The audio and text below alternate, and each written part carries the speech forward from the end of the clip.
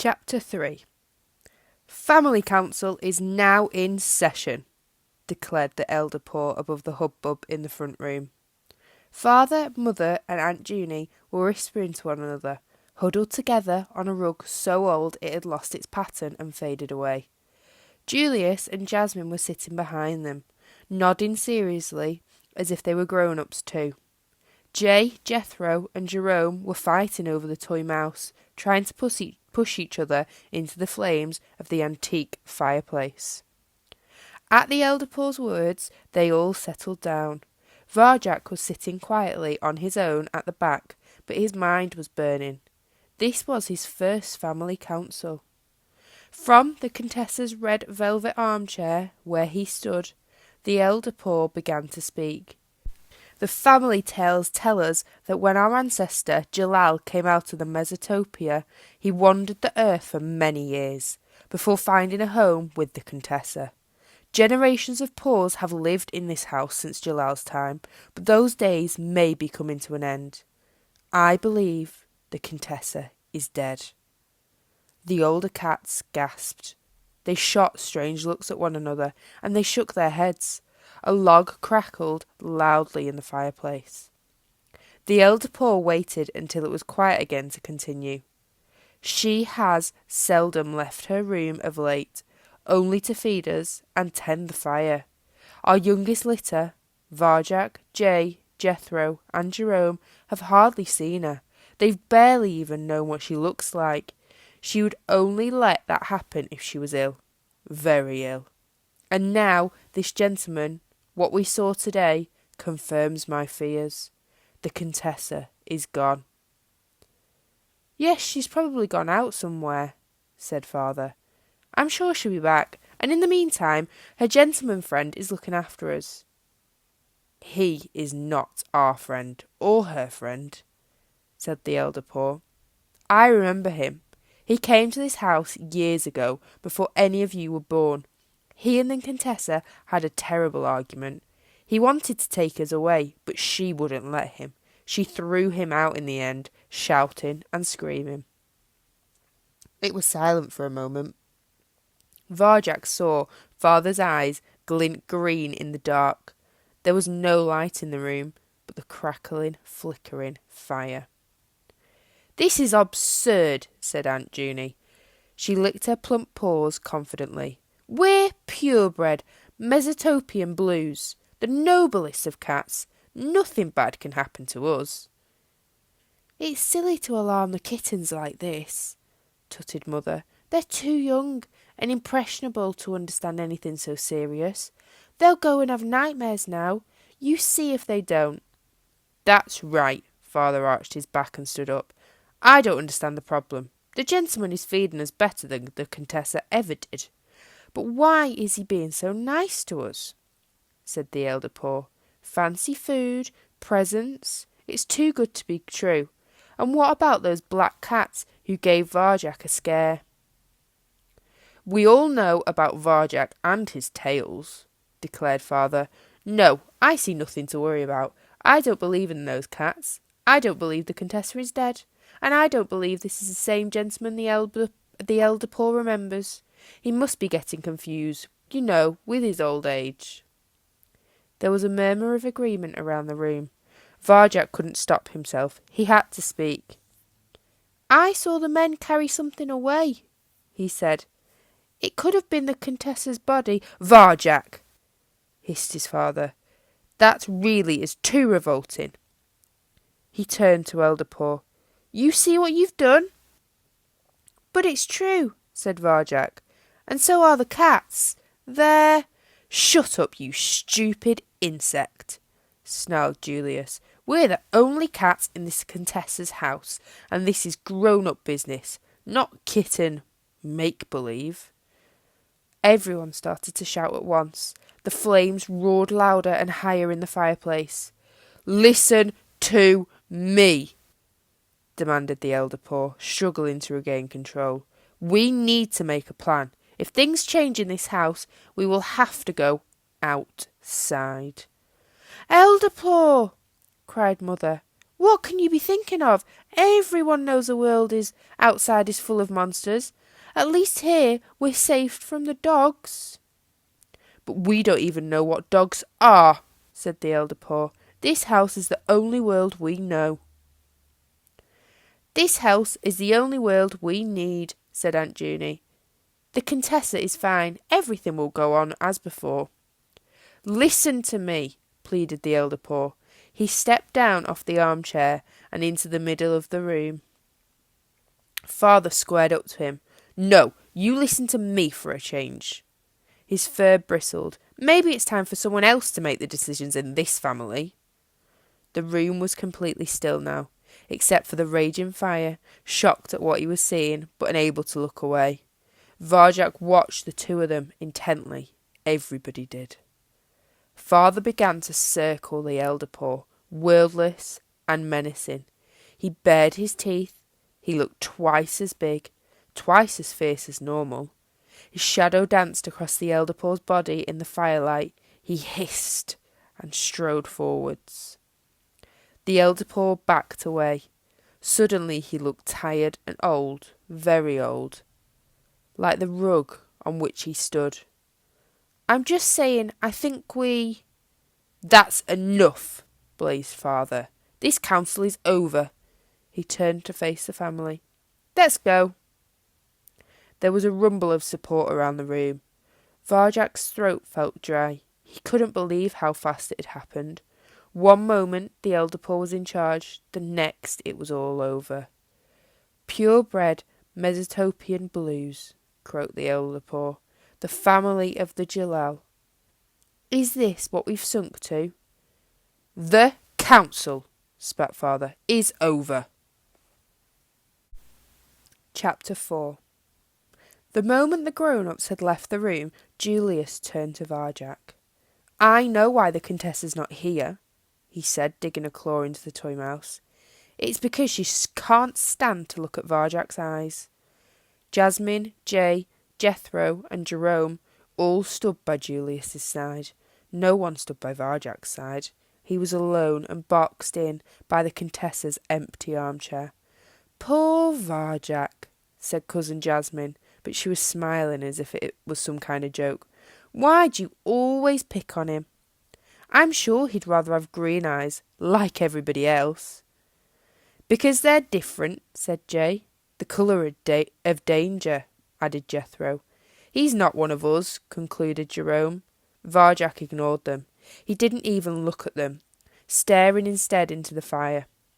"The Contessa's not here because she's probably dead. Didn't you hear the elder Paw?" "That's enough, you insect," snapped Julius. "No one asked you, and how dare you speak in the family council? You're a disgrace to the name of Jalal." Julius's tail thudded menacingly on the rug. Very slowly, Varjak looked up and met his big brother's eyes. His own tail started to thud. "Is that supposed to scare me?" sneered Julius. He towered over Varjak. His claws came out. So did Varjak's. "Fight! Fight! Fight!" Jay, Jethro and Jerome crowded round the two of them. Jasmine watched, grooming her fine silver blue fur. Varjak shook inside, but he didn't show it. He didn't back off. He'd never had a real fight, and he knew he didn't stand a chance against Julius. But it was as if something inside him was rising up, something old and strong and buried deep. Who did Julius think he was? "Julius, darling, he's only a little kitten," cooed Jasmine in her milk in the morning voice. "He's not even a proper Mesopotamian blue," said Julius. He stared at Varjak with devastating green eyes. His pupils were thin slits of scorn, mocking, challenging, daring Varjak to move first. Varjak couldn't. He couldn't even hold the gaze. It was too strong, too sure of himself. Whatever it was that had risen up inside of him had gone. He turned away and backed down. It was over. Julius had beaten him with just one look, as Father had beaten the elder Paw. In the fireplace, the flames spluttered and died. "You're the cause of all this trouble," said Julius. Apologise for what you've done." I'm sorry," croaked Varjak. The words were like hot coals in his mouth. "And don't ever do it again, or I'll break every bone in your body." Varjak sloped away from the front room, humiliation scorching his cheeks. A disgrace to the name of Jarjel. That hurt the most. He didn't care what Julius thought, but Varjak had always felt close to his ancestors, always loved the tales. He couldn't bear the thought of being a disgrace to him. "You wait," he said to an imaginary Julius in his head. "You just wait. One day I will show you." There was no one in the hallway. It didn't matter if he was caught going out into the garden now. Things could hardly get any worse. Varjak went up to the back door, nudged the catflap open, and slid silently out. The garden was a dark, gloomy place, full of gnarled old trees. They bent back on themselves, ground inwards, and locked together, making a tangled net of knotted wood. It was hard to see the sky through them.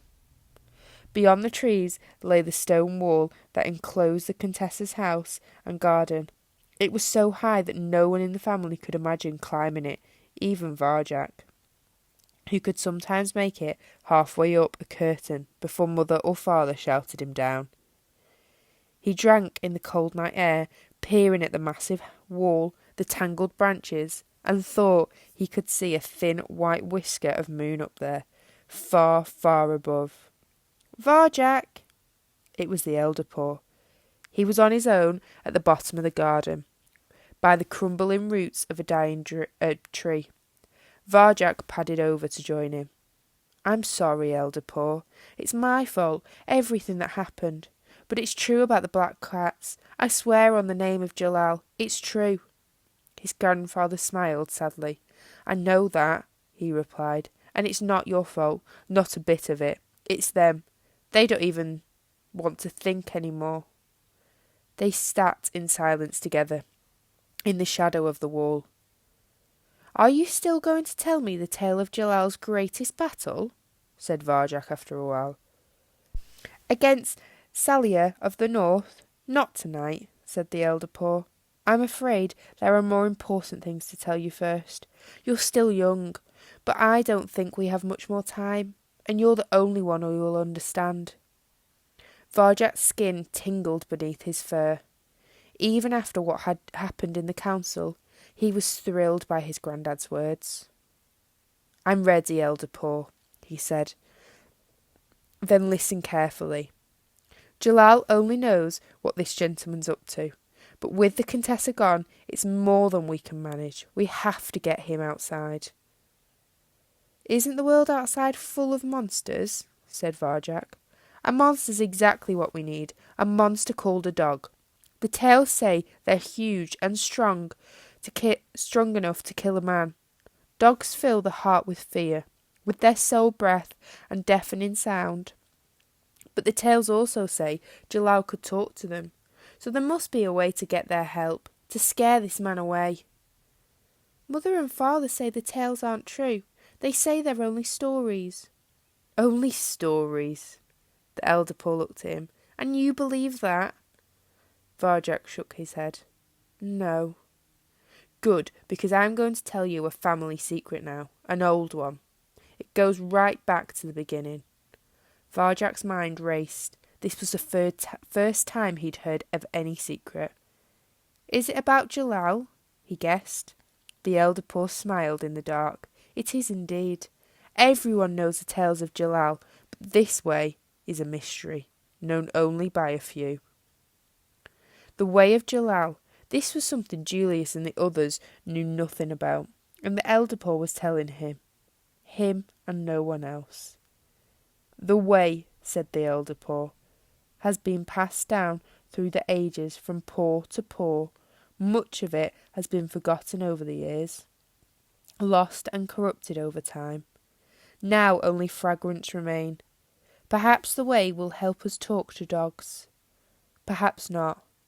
I do not know it all, and I fear I won't have long enough to teach you the parts I know, but it's all we have left. Varjak felt strangely disappointed. Now he knew there was a family secret. He wanted to know it all. What was the point of a secret which was lost? Still, something was better than nothing. Tell me more, Elder Paw. Come closer. Varjak bent towards him. Closer. He leaned right over so his ear was by the Elder Paw's mouth. There are 7 skills in the way of Jalal, whispered the Elder Paw. His breath was warm in the cool night air. We know only 3 of them. Their names are these: slow time, move in circles, shadow walking. He recited the skills slowly, in rhyme, like poetry. Learn these words and pass them on in turn. Slow time, said Varjak. Move in circles, shadow walking. He rolled the words over his tongue like a new taste. Again. Slow time, move in circles, shadow walking. His fur prickled at the strange sounds. Never forget this. Keep the way alive, Varjak Paw. Varjak nodded. The words, Jalal's words, were safe in his head. He could always remember them. Click. The back door swung open. Varjak and the Elder Paw looked round. The gentleman was standing there, and by the side of his shiny black shoes there were 2 sleek black cats.